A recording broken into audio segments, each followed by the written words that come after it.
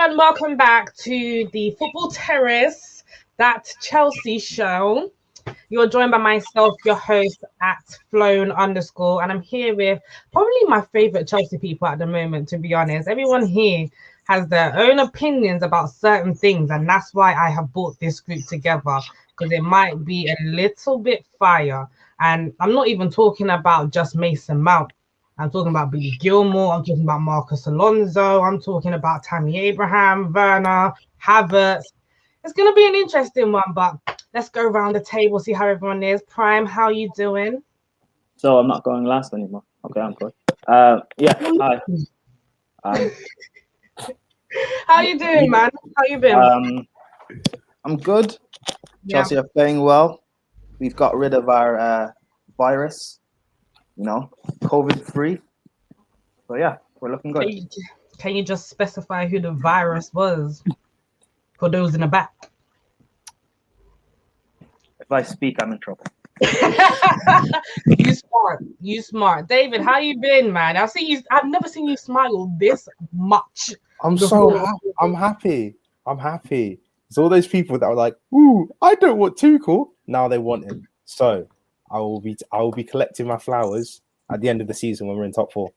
Listen, I've already given you some of your flowers, fam. Some of your flowers. Listen, to anyone who watches the Chelsea show, you know that David's been calling Thiago a bum from early. He's saying he's not going to do well with this Liverpool side from early. What's been going on? Listen, Daniel, how you doing? Talk to me. Oh, darling, I think you're on mute. Good, man. Okay. Can you hear me now? Yeah, I can hear you now. No, doing all right, man. Doing all right. Not much to say, to be honest. And of course, we've got a very happy Charlotte who wanted Lampard gone from a long time ago. Charlotte, how you doing? Yeah, I'm loving life. I mean, do you know what? It's nice to only have like a few complaints instead of a lot of complaints. Usually like I come into this and I have a lot of complaints and I have a list of problems. I've only got a few players I want gone now. It's not 12 anymore. It's like 5, 6, maybe pushing it. I mean, I'm quite happy. It's not too many players. I'm cutting the board. I'm trying to be generous, like using my heart instead of my head. But yeah. I'm so done. Do you know what? You've actually set the tone, yeah? So you're going to have to tell me the players that you want gone. Okay. Christensen, Rudiger, Zouma, Ziyech, Pulisic, and Abraham. I have reasons. Okay. Explain before David explains. The defense is not because I don't think they're doing a good job. It's I don't see them long-term for Chelsea. I think that's a fair point to make. I don't see the back 3 as a long-term solution. I don't see Zouma being long-term for this club. Like, look at the way he played. The man was giving me heart attacks when he was on the ball. I was like, it's like Kepa again. Like, I can't be dealing with that. Like, no. Sorry, not having that. And then, no, to be fair, Christensen hasn't done anything wrong for me at the minute. I don't see Christensen as Rudiger as a long-term future. Like, for now, they're doing a great job. And the next season, I didn't say I wanted them gone now, but I would eventually see them gone because I don't see them as a long-term prospect. Abraham, I think it's obvious. Bambi on ice. I think we're all done with him. Like, just send him to Aston Villa or the League One. I'm happy with either one of them. I don't care. And maybe he'll make League 2. I'm not quite sure. Ziyech, he gets another season. Ziyech gets another season just because I'm being generous, and he had Lampard for the last half of the first season, and Lampard was just atrocious. So we give Ziyech thank God her internet went. Oh, my Thank goodness, because that list was absolutely mad. Charlotte, are you back with us yet? No. You see, that's what happens when you mentioned he who shall not be named. That's what happens. Listen, we're here to have a good time, but do you know what, right? I saw Prime and David's face move mad in it. And the thing is, Daniel has such a poker face. I don't even know if he's mad at what she said. But David, you reacted first. So what shocked you? she wants to get rid of all 3 centre backs.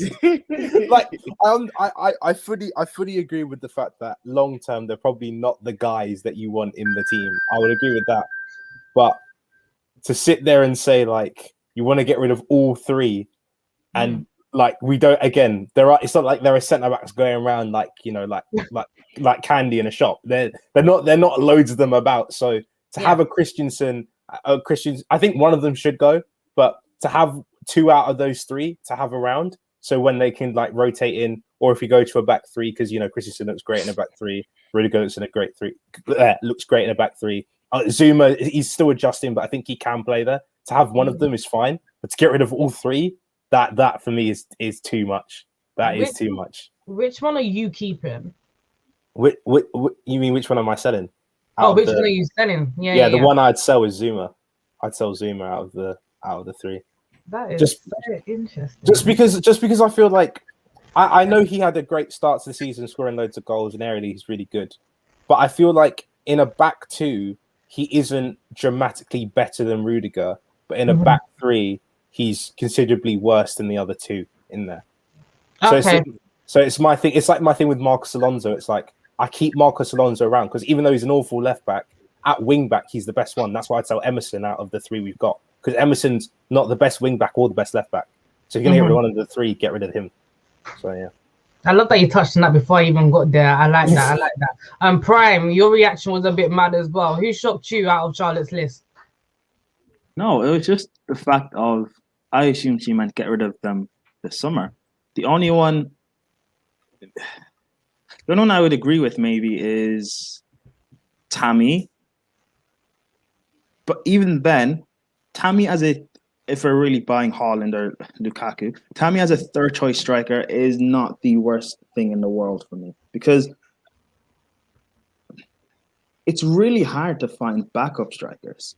And if he doesn't mind sitting and only playing in cup games, then he can stat pad up against League 2 all he wants. I don't mind. I'm sure he minds though. Guys, he definitely minds. The guy's young. He's still a kid. Who is he gonna argue with? Haaland. That's not the point, though. That's not Werner, the point. no. Yeah, he's not signed a new contract. That's So not there's the point. that. Then he can leave. I don't mind. But I think in terms of the list, Zouma will make us a lot of money if we sell him. Rudiger, maybe. I know. Can we improve on our defense individually? Yes. But I don't think it's a major priority so long as the system is correct. But we are going to need to sell someone. But I have a fear it might be Tomori. Oh, I forgot about poor Tomori. He's already on Emerson? anyway. Emerson. That's what most. Oh no, that's what Emerson most is fine. I mean, as centre backs, I don't want it to be Tomori, but I think it might be. He's already on. But we've got get rid of Ampadu and then keep Tomori. You want to get rid of some happening homegrown talent? Well, I mean, if you look at which is the decision, who do you want to get rid of, Tomori or Ampadu? Like Neither. In an ideal world, if you had to. If I'm being honest, yeah, you have to look at a lot of things that have happened in it, and I know Rudiger's played well. Look, I'm someone who preaches on player profile in it, and unfortunately, Rudiger fits Tuchel's player profile, the player profile that suits his system. Do you know what I'm saying? But I would honestly, Rudiger's done so much that deserves him to be sold rather than Zouma. However, Zouma is the most profitable, and his player profile doesn't suit Tuchel's system. So you just have to look at it like that. In terms of Tomori, if I was one of them people that had stan accounts that literally were just fan accounts, Tomori would be that fan account, because I've been preaching and saying, in my opinion, he, apart from Thiago Silva, obviously, he's still our best centre back. I honestly believe that. Like, in terms of performances, like, he's only ever had one bad game for Chelsea, and I'll tell you that game, it was against Bournemouth away. That's the only bad game he's had for Chelsea. Then you look at player profile, he actually suits Tuchel. He's good on the ball, he's quick, he's good in the air. So what are you thinking, Ania? I'm just gonna stop you there really quickly. Yeah. Okay. Cool. We're talking about his player profile and everything. I mean, we think that he can suit this Tuchel, like, you know, back three thing. Yeah. But how do you know this guy can suit a back three? How are you so sure? Because let's be real. Up until, let's say, Tuchel came in, right? After Thiago Silva, Zouma was our best defender, especially in the back two, no? Yeah. But you change to a back three, and we can all see that it just But that's Tomori. that's the problem with our crop of players, the inconsistency, the fact that one day someone can be our best defender for a nice little run of fixtures, and then we change formation and he's suddenly not the same player. I don't believe Tomori has been given the chance to even show his flexibility, like because he for a long time when he was under Lampard, he was playing in a back three. We were playing a back three for a long time under Lampard, and then we went to a back two, and then obviously that's when he started struggling to get into the side. So for me, like personally, I don't think he's even been allowed to even show that flexibility that he has. So in my personal opinion, when you look at all the crop of defenders that we have, until we bring in the likes of a guy like Tomori and then bring in another like mainstay centre back, someone we can buy like I don't know, Jimenez, Kanate, I'm not too sure on, but just those. I'm just throwing out names. I'm in the same boat as you, bro. I'm in the same boat as you. But yeah, just guys, someone who can come in and just be our mainstay centre back. Like we're gonna have to do with the guys we got now. Do you know what I'm saying? So yeah. Also, I don't think this back three is going to be a long term. I think it's going to be an option, though. I think it's always going to be an option. I think you have a problem is that Christensen doesn't play well out of a back three. If you go to a back four, it just becomes an absolute rubbish show where he can't do with it. That's more not as that. He doesn't perform as well as in a back three. Yeah, but that's a Lampard problem, not a Christensen problem. I think it's not just a Lampard thing. It's not a Lampard. No, it's not. It's not a Lampard problem. It's a Christensen problem. Under Sarri, he looked good in the back two. Good as a stretch. But I'm talking about back four. I'm talking if we go for a back four, he doesn't work back four. Charlotte, even in a back three under Conte, Christensen was cheeks, absolute cheeks. Like, yeah, he was not good. We have to forget, like Christensen is performing now, and fair play to him. I'll praise him when he does well. I'm not going to take that away, but we are only 8 or 9 games in, and we're all like, "Oh, this is Christensen. This is so great." People are like, you got people from the AC like Hive being like, "Yeah, he's going to stay here forever." Like, no, hun. Let's just roll this back. 8 games, and you're telling me that this is a renewed Christensen. Like, what has happened? Has the Holy Spirit come to him or something? Because I'm telling you now, I don't know how long this is going to last, and that's my point. Come and have a conversation with me about Christensen at the end of the season, or at the end, halfway through next season, because right now we don't know how long this is going to last. And I will praise him every time he does a great job. Cool story. Thank you for doing your job. Like, what more do you want? But my point is how long is this Christensen Holy Spirit thing going to last before it all goes bugger up, and then all of a sudden, like, everyone's like, "Oh, he's gone so bad," and I'm like, "Yeah, I told you so." All I'm saying, before Tuchel even came in, I even messaged Anita saying Christensen and Alonso are going to see minutes. I said, I because they fit exactly what he wants to do. Yeah. So I can see why they're in the squad. And my thing with Tomori is like, I feel like I'm the only one who didn't feel like he was treated that badly. I felt like because you are a young player. No, if you're a young player and the thing is with young players, right? Because they are young, they will, when they first come in the team, they will go on really good stretches, right? So you've seen it with Smith at Arsenal, Greenwood last year, Mason and Tammy as well. Same thing. They all start off really well, and then they start to level off. Once he levels off, I don't think his levels are as good as we all think they are. I really don't. And because of that, when he gets dropped to the bench, he doesn't have what Rudiger and Christensen have, which is 5-7 years of experience where they can say, this is what I can do over a time. All he's got is, I played well for 10-15 games, as you said. That's all he has to his name. I've played well for 10-15 games.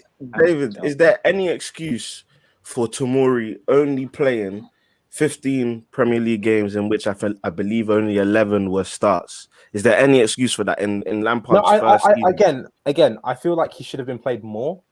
But I didn't see a problem with him being the lowest option out of the ones we had, and then him going out online to despite being the highest performer.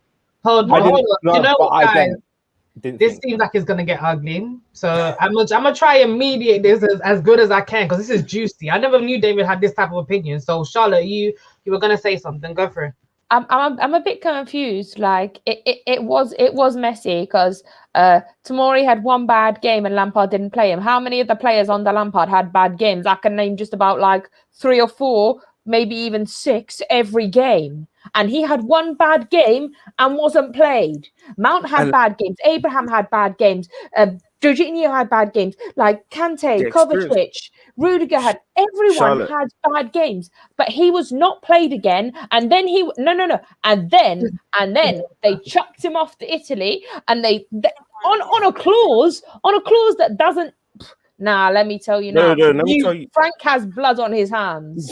Go on, Daniel. Go on, Daniel. Main point, sorry, because I don't normally get this passionate, but when there's players that I genuinely believe have so much talent, then it's inexcusable for me. Because look, firstly, the Chelsea thing, sending them on loan to AC Milan, it's silly because you just lost another quality player who potentially could be something, and you never know what he could become. And right now at AC Milan, let me tell you now, the Italians are loving him up, lapping him up, saying that they want him at the end of the season, and they believe that they can like win the league with him in the back line. Like if you check AC Milan Twitter, I've even spoken to a couple of AC Milan fans. Like literally, they're lapping this brother up, and I know how good he can become. Second thing, on good knowledge. So you might as well call me Dan the journalist.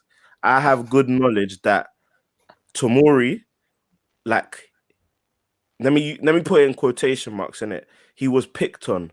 So when he did have his bad game, he was grilled to the point where it's like, brother, do you want to kill my confidence anymore? And then in other games where players had more to blame, players who actually directly led to goals, it wouldn't even be touched up in the review, in the sit-down meeting. You know, when they talk about the game after, where they sit down, watch it in front of the board, and the manager breaks down what went wrong or right in the game. Apparently, those things weren't even highlighted. So there was clear patterns of deficiency in the manager and previous management. So no one can come here and tell me that it was justifiable, the reason why he didn't play, or there was the experienced guys deserve to play. If you're not playing well, I don't care what kind of experience you have. If you're not playing well, you should not be on the pitch. Simple as. And just touching off. Oh, do you want to say something, Prime? Yeah. I partly agree with what David said in terms of it's understandable him not getting minutes, but and this is one of the big annoying things with me about Frank. It's the rotation of our squad. Like, I understand consistency, and you cannot always be changing your 11 and then changing every single player. Yeah. So, sometimes you need to, like, for example, you can say Christensen and Rudiger and Zouma, they have patches and dips in form, and it's fine. So I guess sometimes you have to try and manage that as best as you can. He wasn't doing that with Tomori, because as much as we can say he was probably our best defender, but it was only on a spell of 15 games. In 15 games where I guess it was our most consistent run, with where he wasn't changing our first 11, or at least he wasn't changing 9 players within our 11. And that's probably due to injuries, yes. I just think if Tomori comes back, does he automatically get in and start? You see, possibly not. But I don't even think that's a bad thing. But you see, my problem with this entire kind of debate we're having now, is that if this was Callum, would this be a discussion right now? No, because we don't have enough wingers for it to be a discussion. But with Frank, again, remember when you guys were complaining he wasn't at the start of the season, he wasn't playing, and Mount was that wide. I was the only one that said I don't mind that, because as a young player, you need to earn your right to play. And even though I don't rate Lampard, if there was a specific reason he wasn't playing, whether it's he's not training well, or he hasn't learned the system, or he's not playing well defensively, then you haven't earned your right to start. So that wasn't something I was complaining with. But No, the but right with Tomori, sorry Daniel, I'll let you come no, in go more on, go on. after. The thing is with Tomori, right? We say that we have a sample of 15 games where he played really well, right? We had less of a sample of Callum Hudson-Odoi playing really well to be starting on that wing.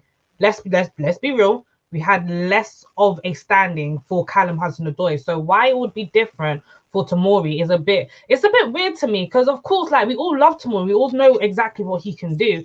If he's the third choice centre back at Chelsea when he comes back and he earns his stripes, that's not really a problem. But to say that you're not really fussed about him, whether him staying or how he was treated and stuff like that, it's a bit mad considering Callum got the same treatment, but now Callum starting all of the games. Bearing in mind, we've got experienced wingers. We've got Prime. But I feel like it's kind of, I feel Callum's- like it's kind of the same situation, because you've kind of got, like, you have Tomori, who's now on loan, who I don't personally think's coming back. Mhm.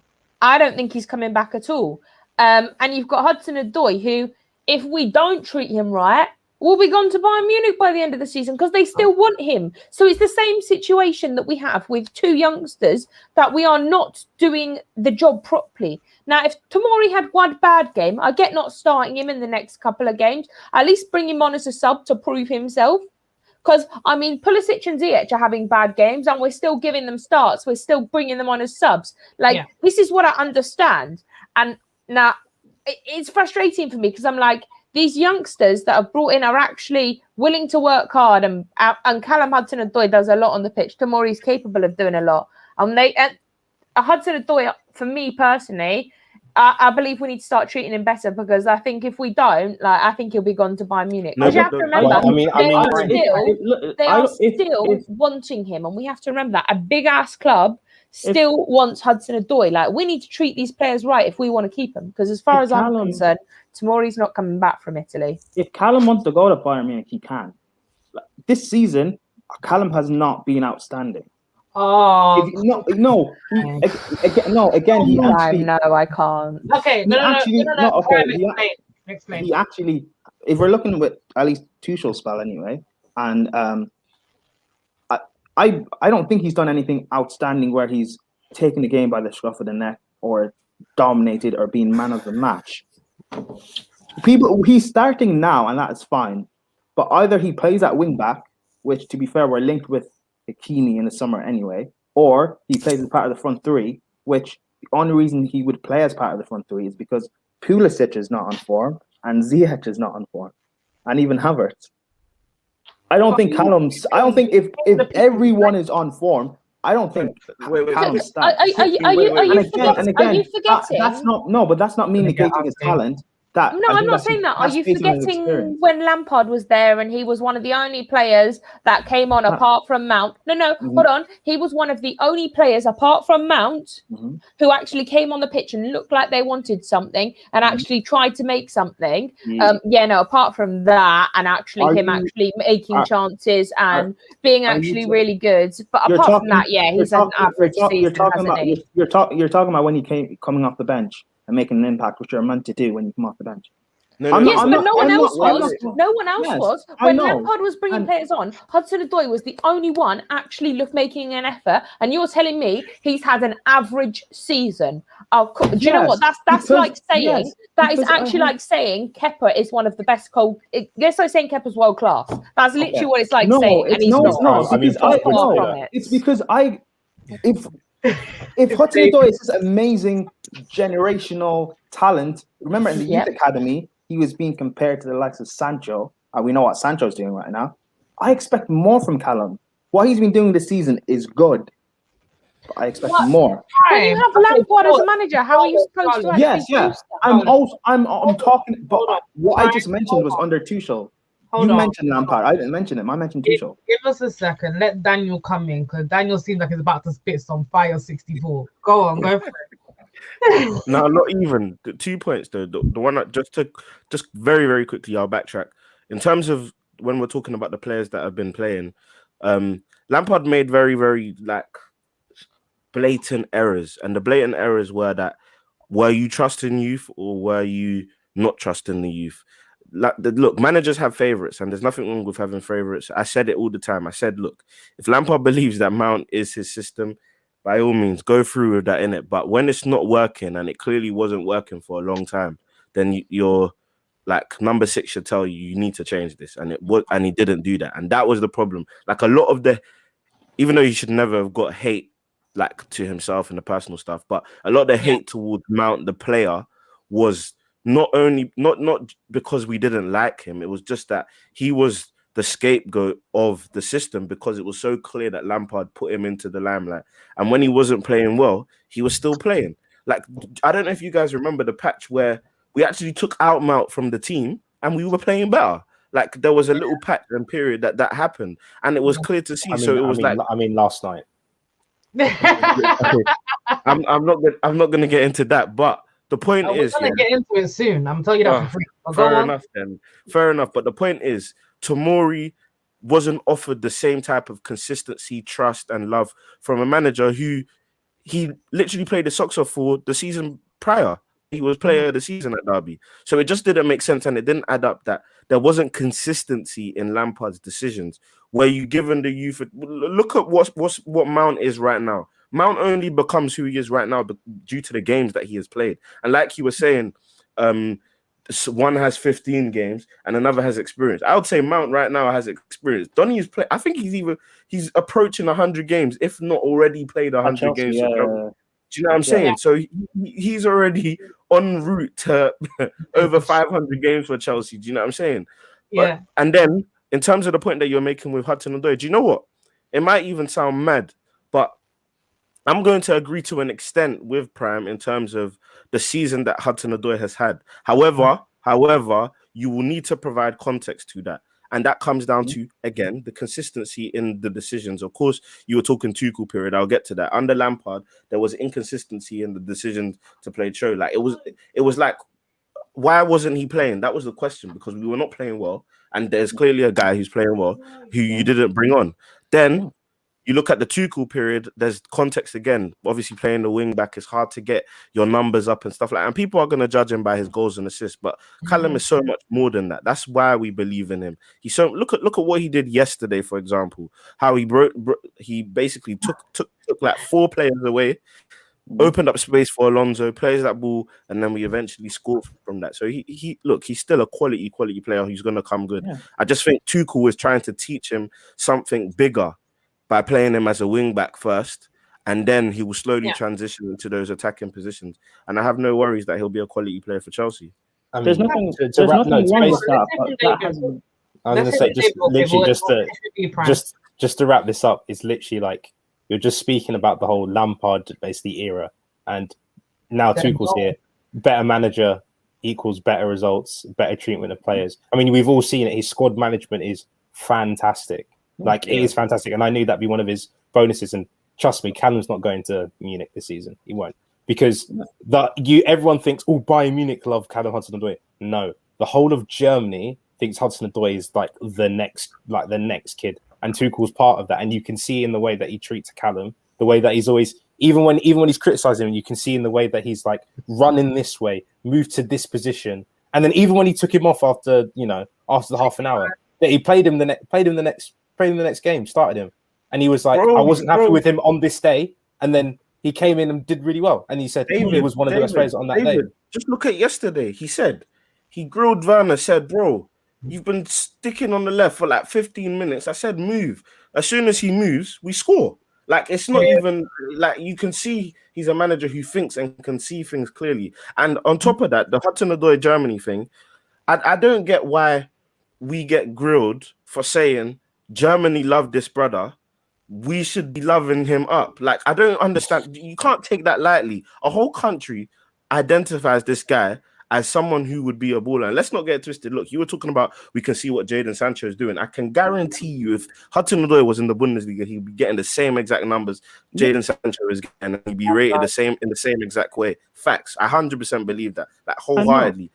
And let's like call a spade a spade. He's been held back at Chelsea the last couple of years, or his lead up years into what the player he is now. He's been held back. Facts. Yeah. Well, only under Lampard, but everything Let's you've let Brian said, finish this point. Go on. only by Lampard really, but everything you guys have said hasn't gone against what I've said. Like for me, my thing is all about players fighting and earning their spot. If Tuchel benches him for any period of time, or this is for any player really, and they don't want to fight to earn their way back, then they can rightfully leave. I don't care if it's for Bayern Munich, or I don't care about their talent potential. Until you actually start showing it and fulfilling it, and it doesn't mean anything. Callum this season, he has been good, but I expect more because I know what he can go on to and become. That's not me slating him, but it's... Do you not think he's showing, the potential that you speak of for us to be outraged if he does go to Bayern? At times, yes. At times, no. And again, that's because he's young and inconsistent. But no, I know what his talent is. But there are times when it's just like he can do a lot more, and he's... I don't know. What was that? What the hell is that? What is that? I don't know. Yo, that was crazy. That was mad. Listen, what was I saying? Whoa, I don't know. Like I had like a mind blank, and I was like, "What?" Whatever. Let me just end it by saying, I before anyone comes for me in the comments or something, I love Callum, so don't. I'm not hating. Do you know what? Let's wrap up that bit there. So basically, according to Charlotte, we need 6 players gone. One of those is Christian Pulisic. Now, I hate to be the one to gum up in everyone's grill and say, I told you so. So I'm not going to say I told you so. But Charlotte, why do you think Christian Pulisic needs to get sold this summer? Do you know what? It's not that he's not capable, but my problem is he's got injuries. Now, going on to what Prime says. Now, Prime said a very good comment that I now want to bring up because Prime, you just helped me, so thank you. Prime said, when you come off the bench, I expect you to give 100. Has he done that? No. When he's had a starting lineup, he had a starting lineup against Barnsley in the FA Cup, which Tuchel said would have given him a Premier League start. Did he do anything with it? No. Did he turn up? No. Did I know he was on the pitch? Not until I saw him on TV with a camera in his face, like, oh yeah, he's on the pitch. My bad, he's on the pitch. Like for me, as my problem is he's come back for an injury, and I get you need a couple of weeks, but we've had a couple of weeks now. What are you doing with your life? Nothing. I'm still not seeing anything. I know we've seen bits of what he's capable of. We saw that last season, what he's capable, like some of what he's capable of. But I'm not seeing it this season. I haven't seen it this season. And I'm questioning, like, what more do you need? Your place at the team is on, your place in a starting 11 is at stake, and you're not turning up. And that's an issue for me.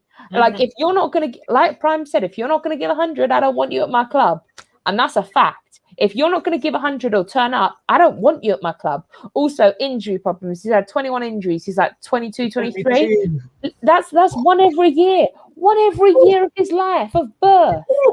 That's just like, that for me, like, is a problem. If you're going to be injured that much, there's going to be no consistency.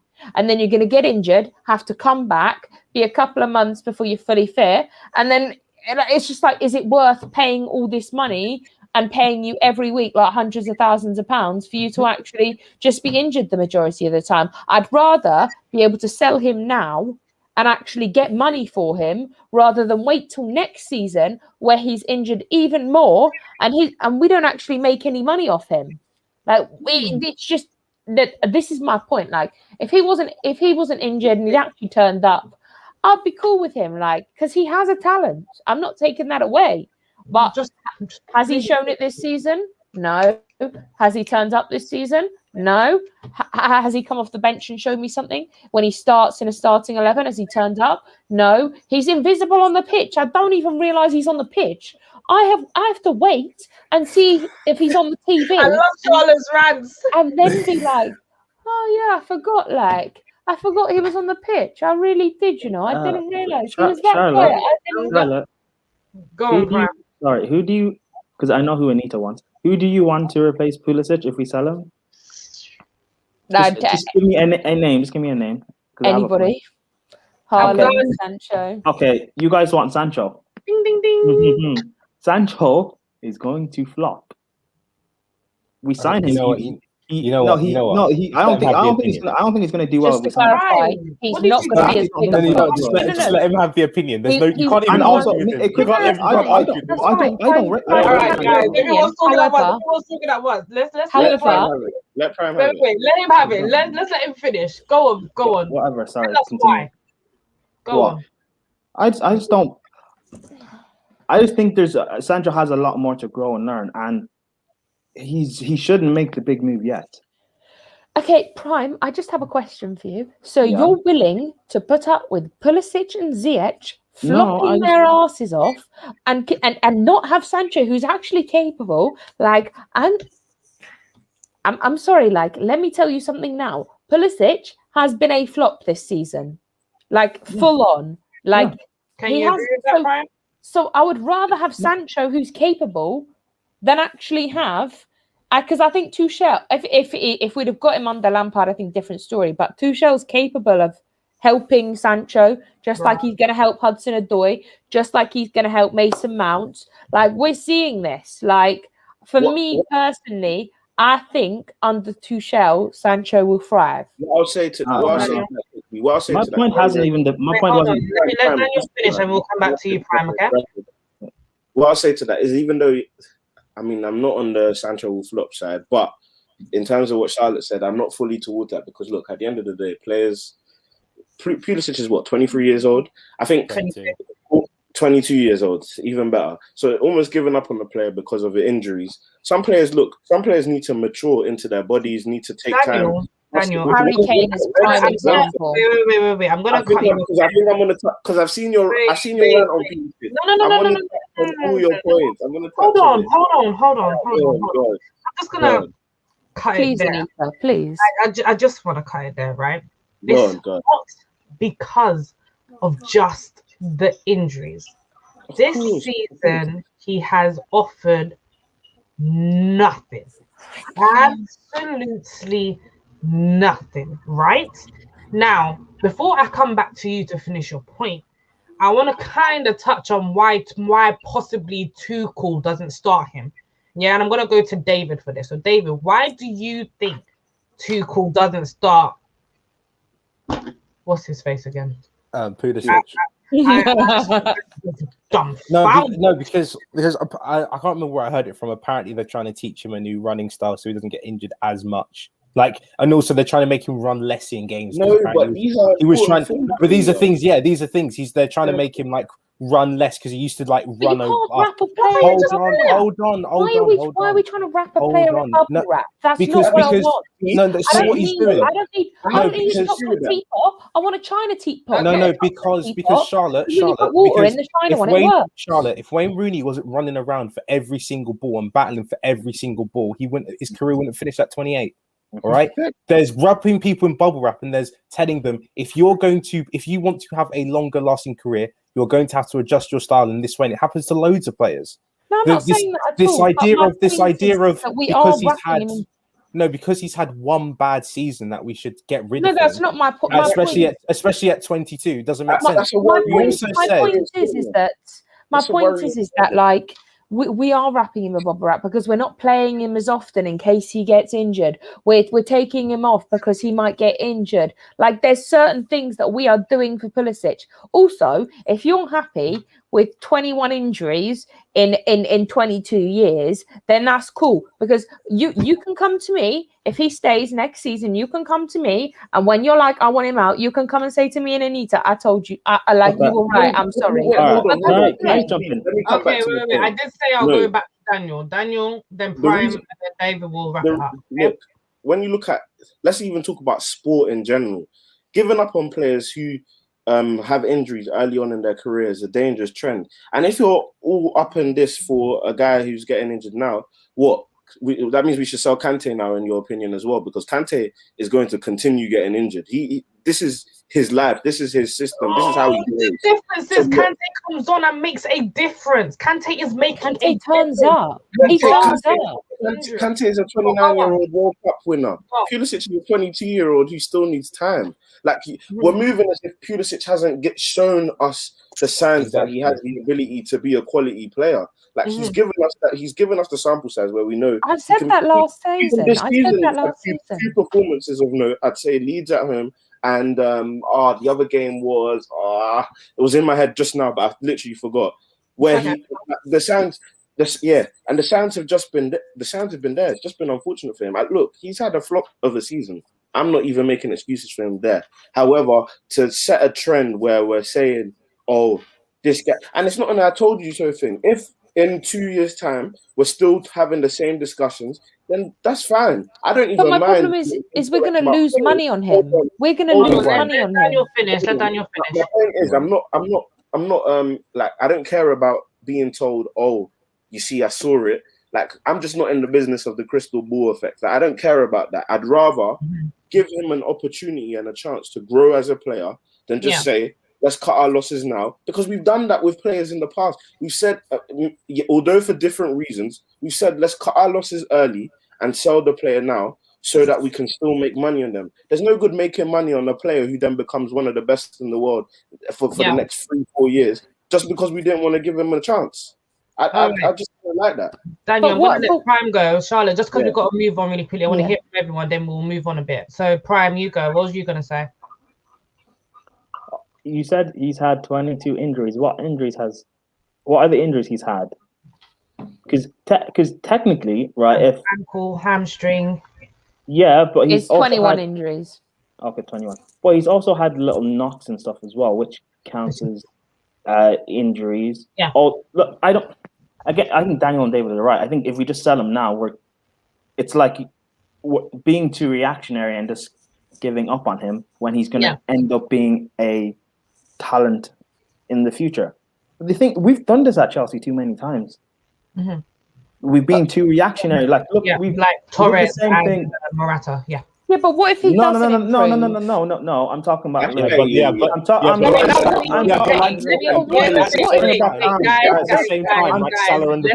give me a second. No, because I was just being petty. I apologize. Go on, Brian. and you're being petty with Pulisic. We know. My point is, I don't think we should just end up giving up on him. Yeah. Because what if we do sell him and he goes to a different club and they are able to sort through his injuries with sports science and he becomes one of the best wingers in the world? But what if he doesn't? What if he doesn't? Everything is. No, hold on. What if he doesn't? What if he doesn't? Yes. And we end up stuck in a situation where we're trying to get rid of him and we can't. And we're ending up stuck with him with a player who isn't capable. All right. I'm trying to be honest. If we're thinking about the good things and the bad things. Okay, but everything is if buts and maybes. What if next season? We're trying to get rid of Kepa, can we? No. What if next season? What if next season Tuchel gets us relegated? Everything is if buts and maybes. Mm-hmm. Daniel, I know you want to say something. Charlotte, I know you want to rebuttal, but we need to keep it stepping. David, I want to hear more about this new type of running style that Tuchel. I can't exactly remember where I heard it from, but I remember hearing like they're trying to teach him new ways for him not to get as injured as much, and it happens with loads of players. It does. This whole thing of if we sell him now, we'll get more money. People are going to want Pulisic anyway. All right. I don't think you guys. I'm not sure how many people know this, but Pulisic has the most shirt sales in the world, right? Because of the whole American market thing, people will want Pulisic. I'm not worried about his finances. I'm not worried about that. So to get rid of that asset for me doesn't make sense right now. If in 2 years he's still got the same problems and he's not performing and he's had this season but 3 times in a row, then that's fine. But players like Firmino over at Liverpool. Firmino's had a bad season this year. However, Liverpool can still command a fee because they can say, look at what he did the season before and the season before that. He's just had one bad season. So just to have one bad season to get rid of someone straight away doesn't make sense to me. It really doesn't. Was Coutinho or not injury prone? Pardon?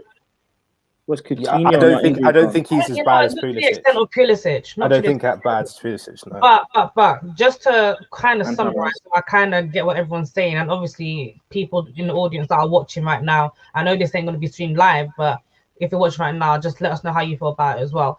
Okay, so Pulisic, I'm sorry, I'm getting bare feedback. Pulisic, despite him costing us money, at the same time we're probably going to get that money reinvested back in with his shirt sales or whatever. So it's kind of a good business deal, right? And on top of that, quitting on one player because they've had one bad season, it shouldn't become a trend at Chelsea. Is that what we're trying to say here? Yeah, Apart from Charlotte. Yeah? Yeah. No, I don't think we should quit on every player. I agree with that. I'm just struggling to see.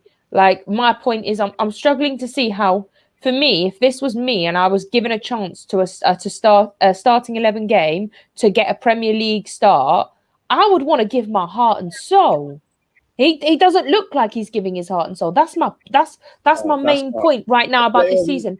It's a player who's like capable of getting us into the top 4 is capable of big things at Chelsea because no, I'm not saying that. I'm not saying that. But what I'm saying is this season. I'm talking about this season. I've already said last season he showed us greatness, like good things. He showed us what he's capable of. I'm not taking that away. What I'm saying is this season, and you can't deny it. He doesn't look himself. He doesn't look like he's playing 100%. He doesn't even look like he's playing 50%. He's had a couple of good games this season, like you said, but you can't say he's played well because he hasn't. Question: because he's only been here 2 seasons, so last season and this. If he had been here for 5, and this was his first bad season because of his injuries or whatever, fine. Is that a different case? That's different. All right, cool. We're treating him like Martial. We're treating him like Martial. He's been there for 2 years? Had 1 good year and he's had 1 bad year. Martial's been there for 5 years and has had 3 bad years and 2 good years. Let's let him have good years. And Martial will still command the fee right now because he's still a young talent who could possibly do well at another club. But final point, just to wrap it up so we can move on. Mm-hmm. Thank you. I always like to use analogies to break it down. You just look at Suits. Mike Cross was a terrible, he even though he was smart, he made a lot of mistakes in season 1, like a lot of mistakes. And how have you believed in him? All it takes. Let's look at Lingard. Situations are what matter. Let us be the situation that allows Pulisic to be successful. Let's believe in a player for once. Let him become the best at Chelsea for once. Mike Ross ended up in jail, so let's take that. Wait. He bust case. Oh yes. How much? He bust case. He bust case. Made a lot of money. He bust case, but he still went to jail. But he bust case. He got out. Okay, cool. Let's move on. Yeah. So obviously, if people in the audience aren't aware by now, we're literally talking about people that we could possibly get rid of in the summer. Now, I'm not saying we're going to get rid of either one of these players, right? But I think a debate can be had on who takes up this supposed starting number 10 role under Tuchel. Maybe not this season, but next season. Okay?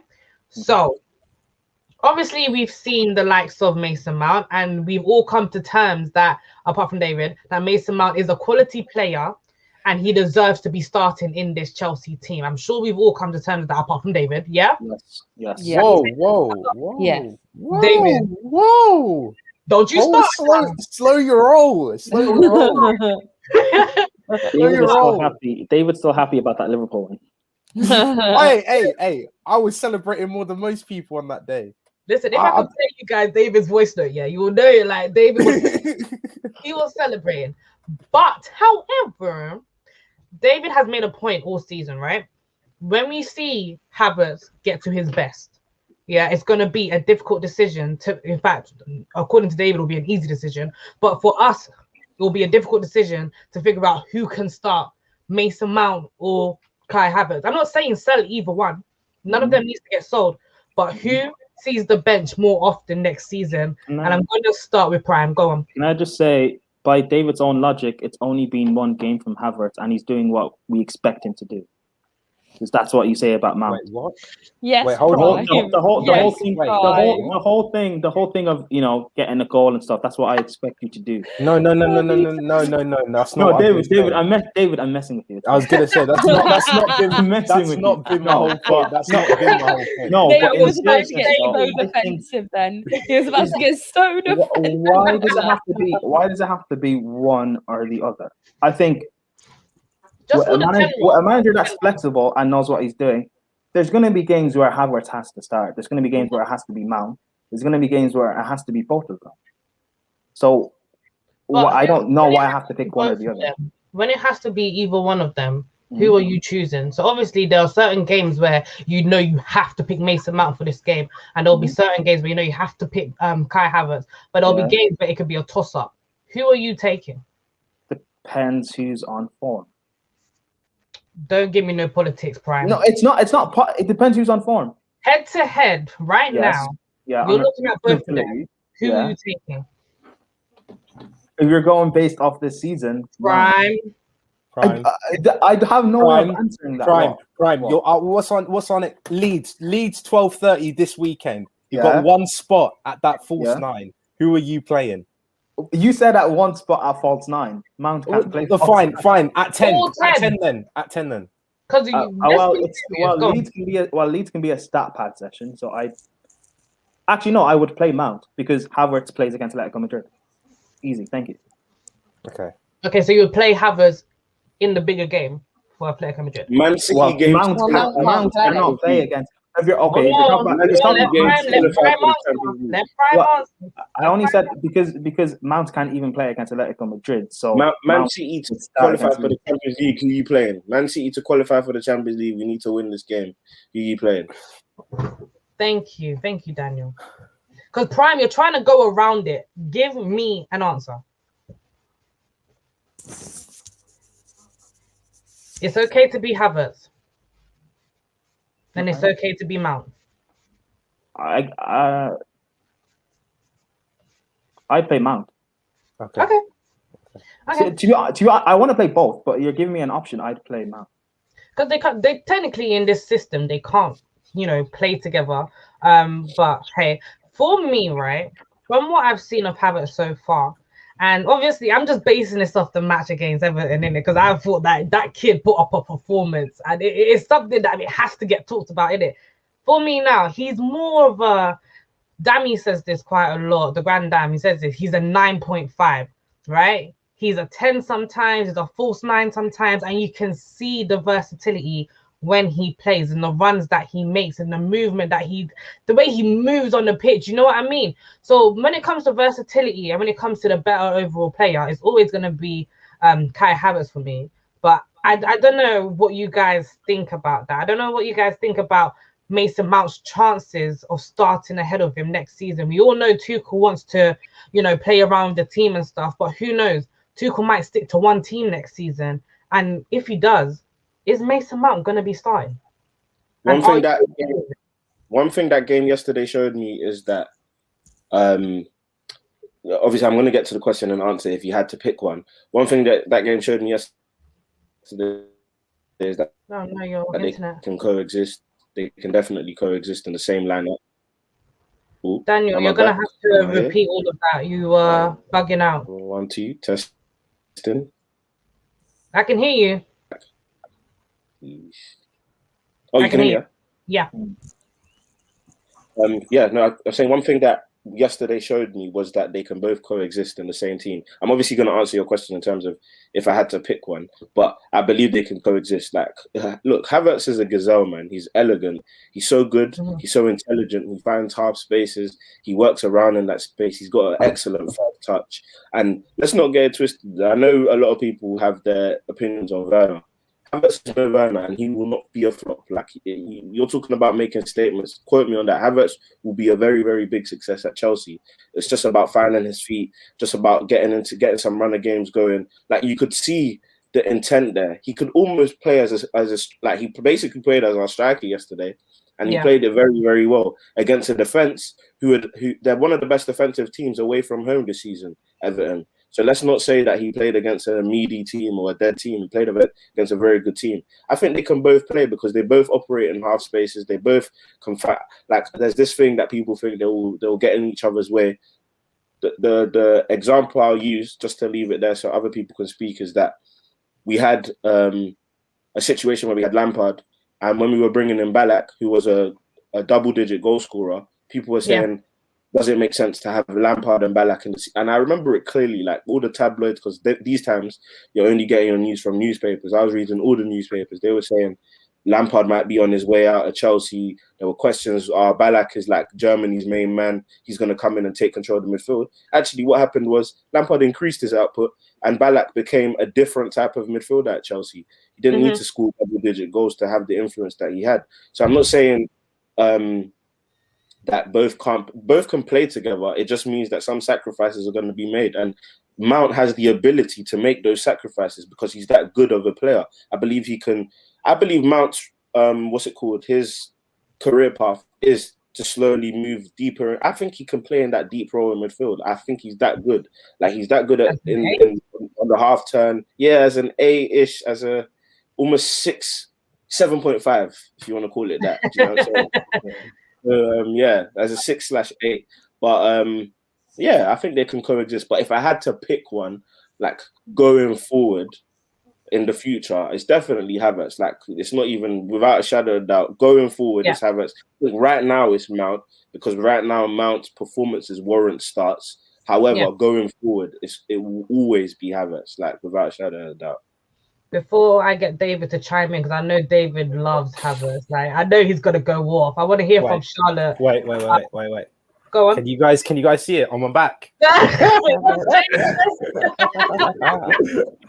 You're serious. I love it. I was gonna get Havertz on mine, but when I bought my shirts, we didn't know what number he was gonna take. But yeah. Charlotte, go on. Talk to me about the Mason Mount Havertz conundrum.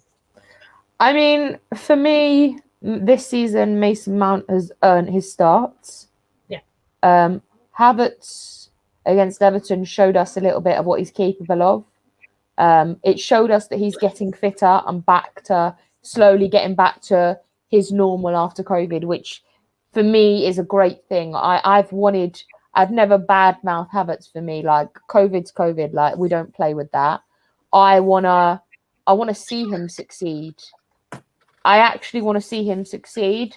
COVID is rubbish, but I mean, it's going to be interesting to see how he continues. If it's like an upward spiral now, which I'd like to see him just like continue to succeed every time he's played. For me, Mount this season has earned his start. I think for this season, Havertz is going to be competing with Mount because Mount has earned his place. Havertz needs to earn his starting this season only. But for me, next season, I want to see Havertz start.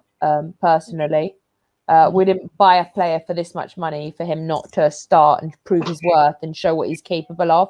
And he's very talented if you look at his stats. So I think for us, we need to kind of get Havertz fit, get him some minutes, even if he's like every couple of games he's played. I want him on. But this season I'd pick Mount, but next season I want Havertz. Before David goes on this a little bit, sorry, can I just say what Daniel was saying, that they can both kind of coexist? I agree with that. What's kind of funny is what Lampard was trying to do, playing both of them together, it kind of made sense. It's just that he gave them it kind of made sense. However, he just gave them the opposite role. I mean, there's a lot wrong with Lampard anyway, but I think he just gave them the opposite role. That's why they both were ineffective. I feel like Lampard tried to play them both as eights, and I don't think Havertz really suits that 8 role. That's just how I saw it personally. And I remember the Burnley game where they were just excellent, like the interchange and the movement, everything. In that game, they were both playing more centrally, more as 10. So like the interchange was interchanging through the middle, you know. Also, like, the 8s and then the departing of the Red Sea, like. Also, let me just say, any Chelsea fan that's saying play Mount in a twin 6 or a double pivot. No. Please. Don't watch. Get out of the here. rest of this. Don't watch Isn't the rest it? of this video. I'd rather Don't see watch the Billy Gilmore in there than Mason Mount. And that's saying something. But Go on, yeah, David. hold on. Yours.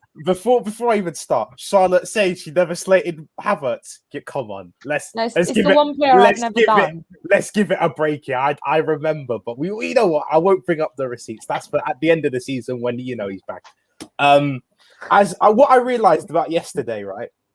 Everybody actually agrees with me. They just didn't want to say it. I was just the only one with chest. Because if Mason Mount was as good as you were all talking about, one performance from Havertz should all make you think, oh, actually, he might be. I told all of you, I said to all of you, Mason Mount is not the guy in that position. David, I've said it. I said Havertz is the guy. And you're all like, nah, Mount's been performing. He's been doing, and after Liverpool, everyone was on my back like, oh, David, see, we told you. One performance against Everton, and suddenly everyone's switching. You all agreed with me. Every one of you agreed with me, and you know it. You all know it. So I want my apologies, but that's for the end of the season. Wait, all of you agreed, and you all know it. I think Mount is great. I think he is. I don't think he's the guy. I don't think he's the guy you all think he is. But I think for his age, he's one of the best in the world. For his age, he's one of the best in the world. He isn't, but he's not one of the best in the world. For his age in the Premier League, he's fantastic. But he's not a fantastic Premier League player yet. Not yet. That's in the future. My thing with Mason is I don't think they can coexist if we're going to go with the three, because it's not a 10 and 2 strikers.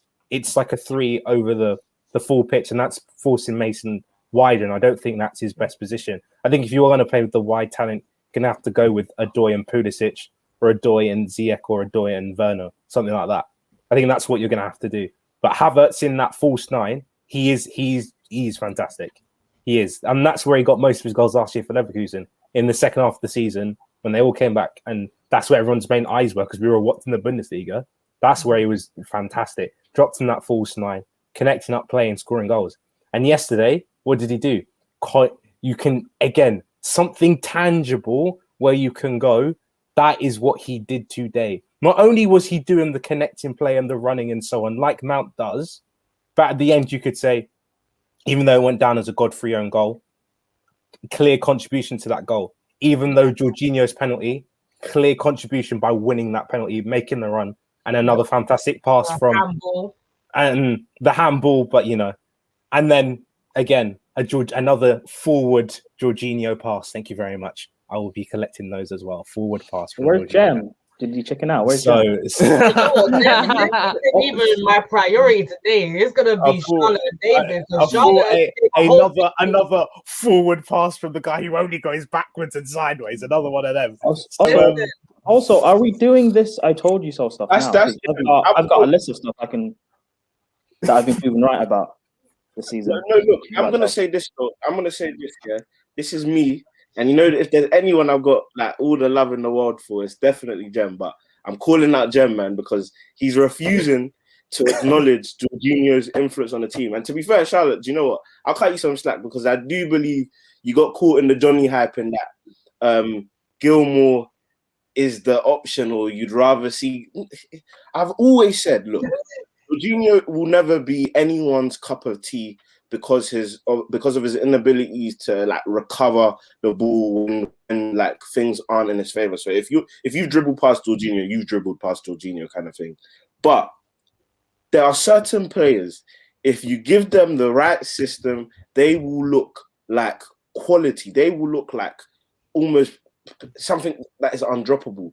I keep telling people, you think Pep is mad for wanting Jorginho? Like, he got so angry with Napoli. He said to Man City's board, we will never do business with this club again, because he wanted Jorginho so much that the fact that he didn't get him got him so angry. What was a big thing why Rodri, people were getting onto Rodri for? They were saying the same things that were happening with Jorginho. And now Rodri's looking like class in that system. It's the same thing with Jorginho. Just let this guy play in a system. Lampard played him in the wrong system. I think Sarri was stubborn in that he didn't protect him enough, because he just literally said, I'm taking Napoli to here. But I think if Sarri had another year, he would have patterned that, because he's that good of a manager as well. Yeah. But when you're talking about a player in terms of system, and what Tuchel has done is he's provided a system that will allow Jorginho to be successful. It's not rocket science. It's looking at the players that you have available, identifying what you want, or understanding the player. Because look, managers watch tape, like they watch what these guys are. And I don't know if Lampard did sometimes. I was wondering, like, are you actually watching what these guys are good at and stuff like that? And I think it's the benefit of us being pundits or whatever we are today. Like, we watch football so much, that we're able to see things that even managers might not see, in my opinion. And Jorginho was one of those things where some fans could see it, some fans couldn't. But I'm happy that he's getting the flowers that he deserves right now, because Jorginho is a quality player, man. Quality player.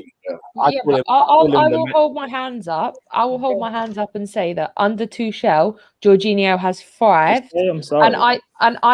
I'm not saying that, like, for me, under Lampard, he wasn't as good as he is Tuchel. For me, Tuchel's really thriving him and he's doing well. Like, I'm not taking that away. Like, I've praised him. I've said, for me, under Tuchel, I can see Jorginho thriving.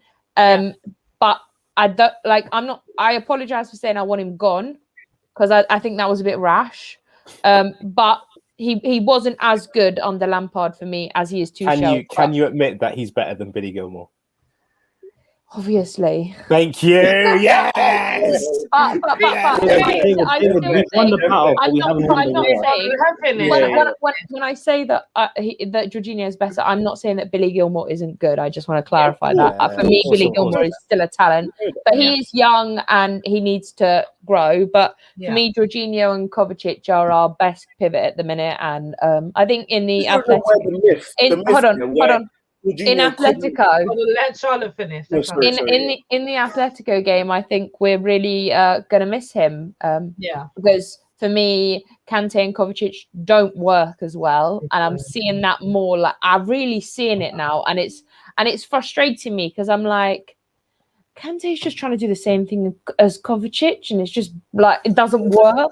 The last time Kante and Kovacic were in the same thing, West Brom 3-0. Like, we'll talk about that now. Yeah, but that's Lampard. Really No, I understand that, but for me, Jorginho and Kovacic are the better pairing. I'm not saying Kante's awful. I'm just saying that Jorginho and Kovacic are the better, and I think in the Atletico game, you are going to see a difference. That's what I'm saying. Like, you're going to see a difference if Jorginho's not there.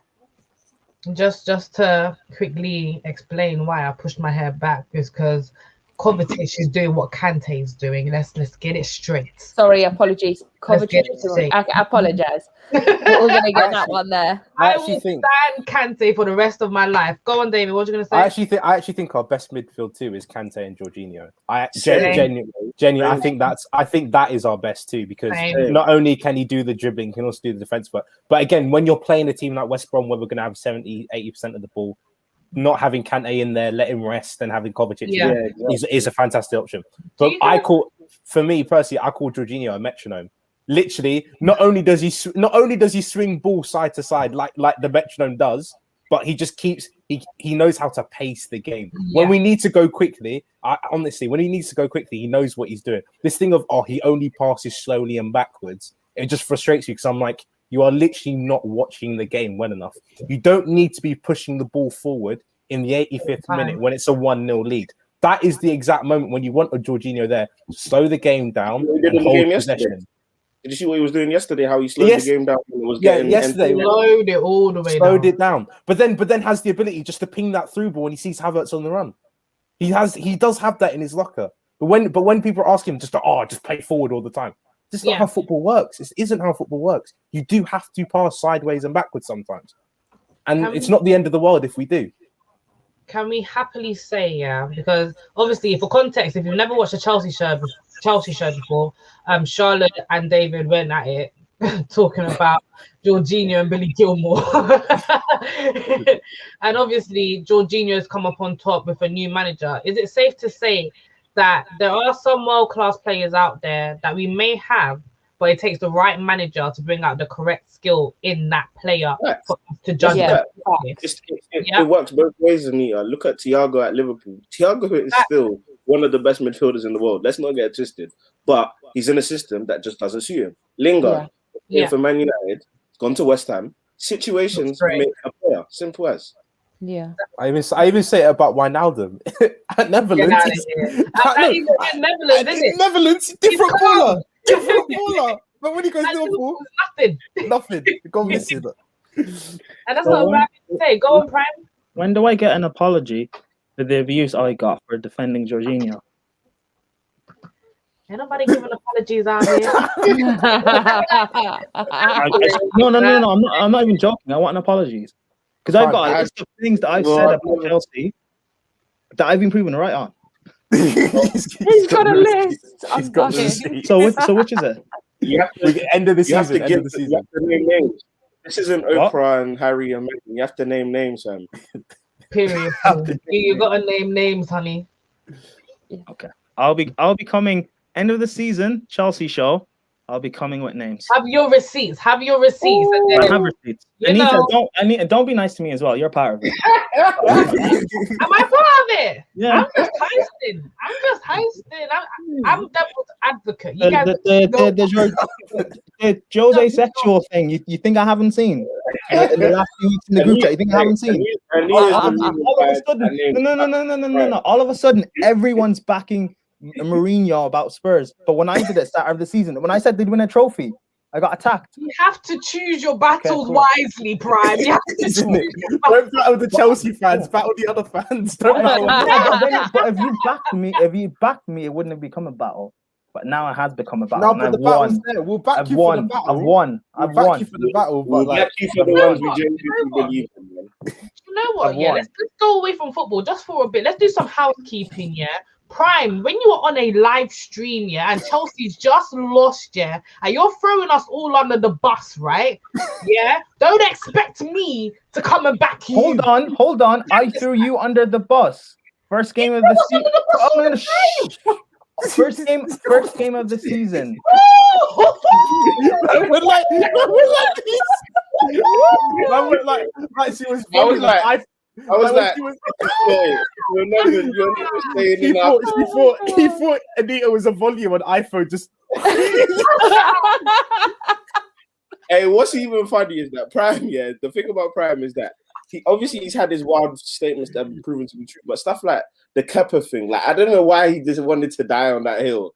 Like that just makes you not a credible person.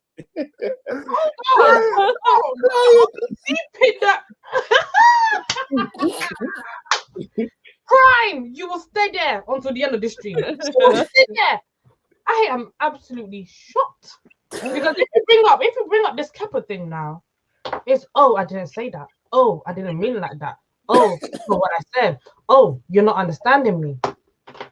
I'm no longer defending you. I said the thing with Prime is that he does really well because he sits on the fence so much. When the thing happens, he can then just fall on the side and be like, "See, I told you so." Yeah. He's a master at it. I respect it. He's a master, but I see through it. You have to say sorry first. Sorry. Okay.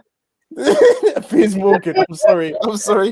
Didn't mean it. I would, in the words of my Irish brethren, Conor McGregor, I would like to apologize to absolutely nobody. No, it's fine. We've got the end of the season to go. I've got receipts for Chelsea, got receipts for Spurs, for Arsenal, for United.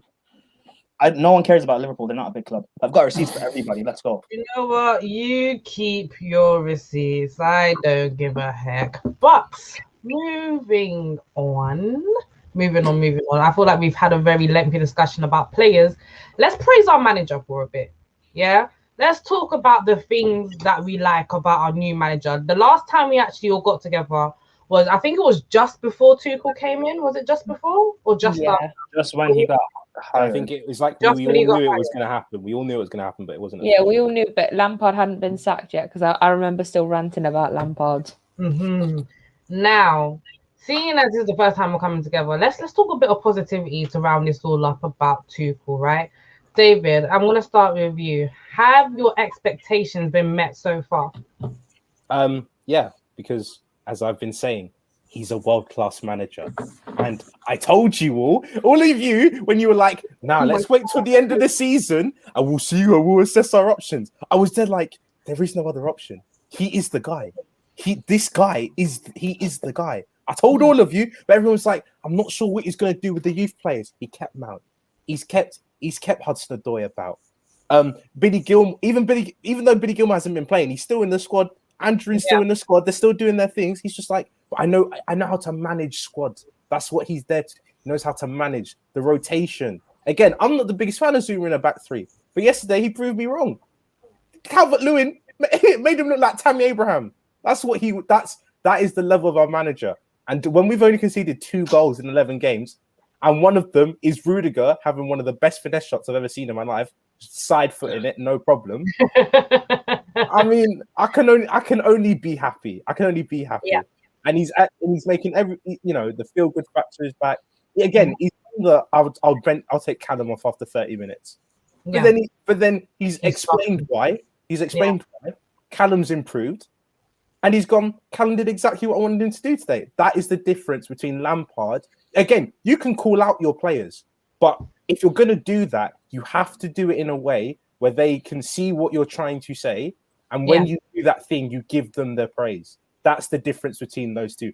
Lampard would be like, he's benched, he's not working hard enough in training. Callum would go and ask, what do I need to do? He'd just say, work harder. And as I told all of you as well, I said after one training video, you can see the difference. Because with Lampard, it was cross the ball in with the 8s. No, it was get the ball even him talking. Get the ball out wide, cross it in, get the 8s involved. Tuchel has done something very simple, which is, keep the ball really well, so on and so forth.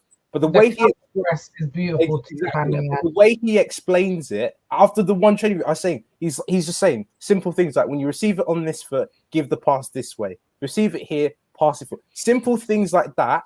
And I could see it after 5 minutes of playing. You could see it. Just simple things like that is what will make you a better player. And this has only been 3 or 4 weeks.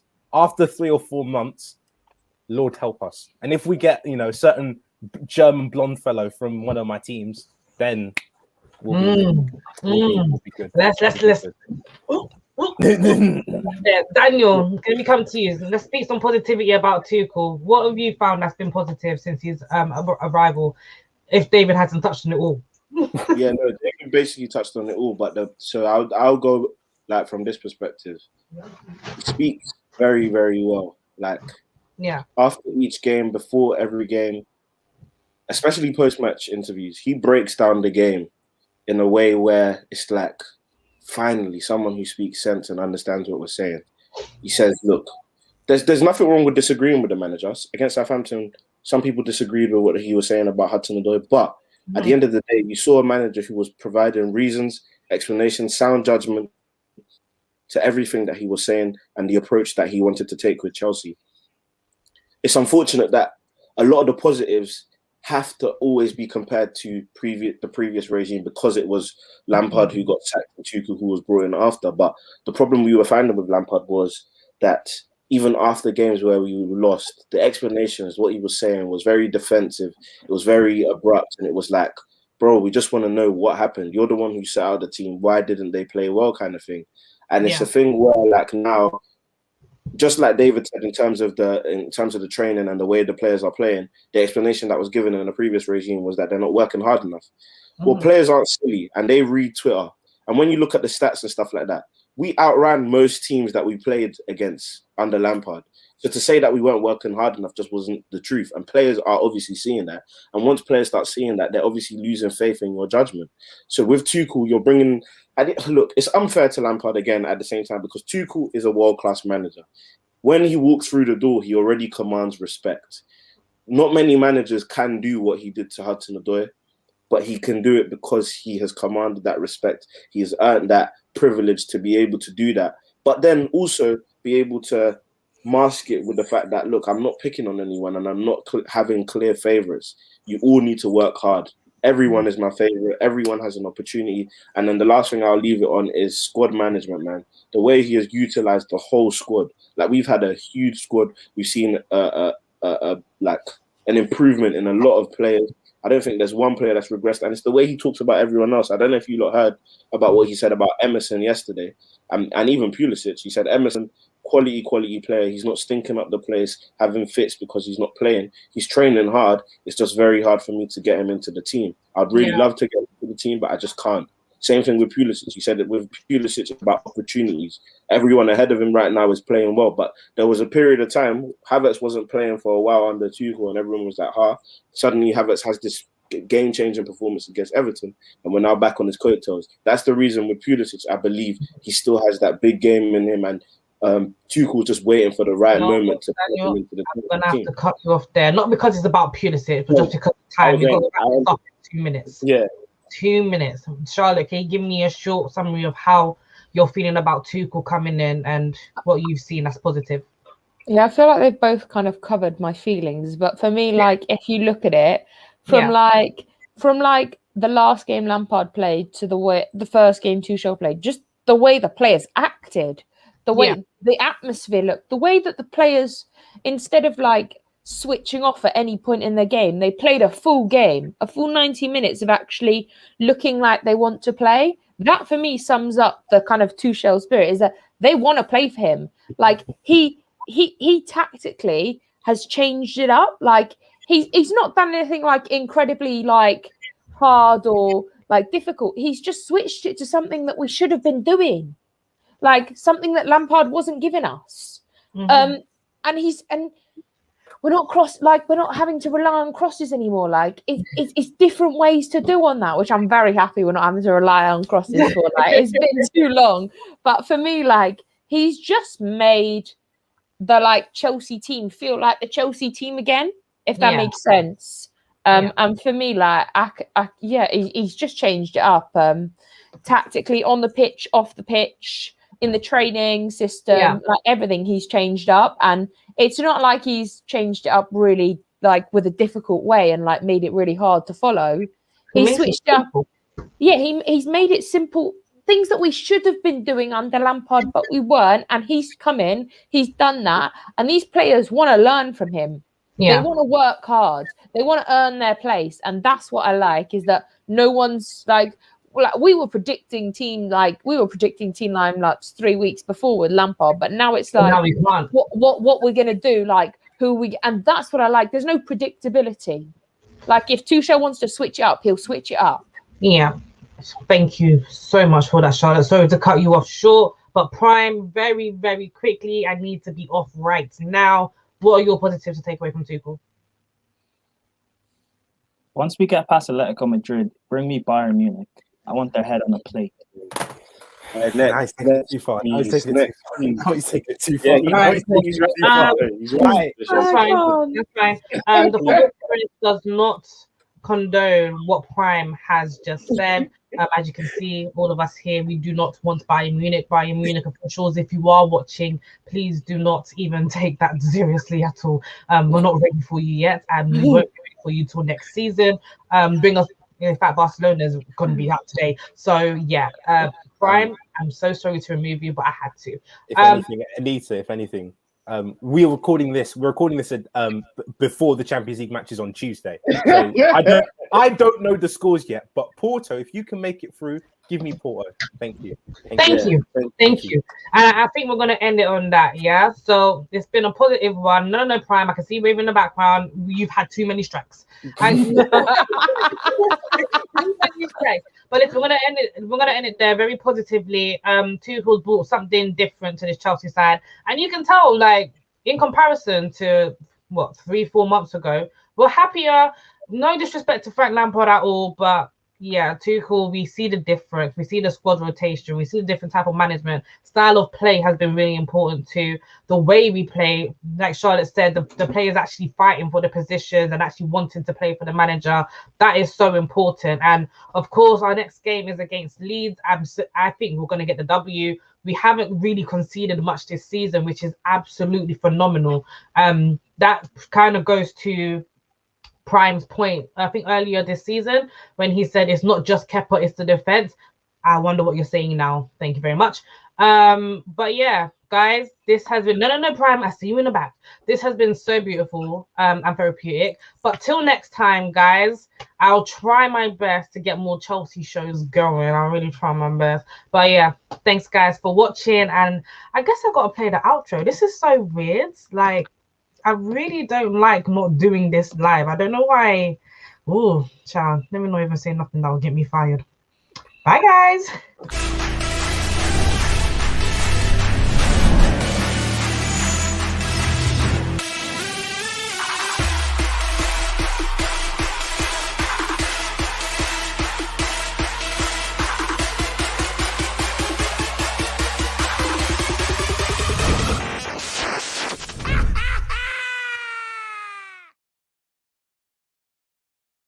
You guys are so scared.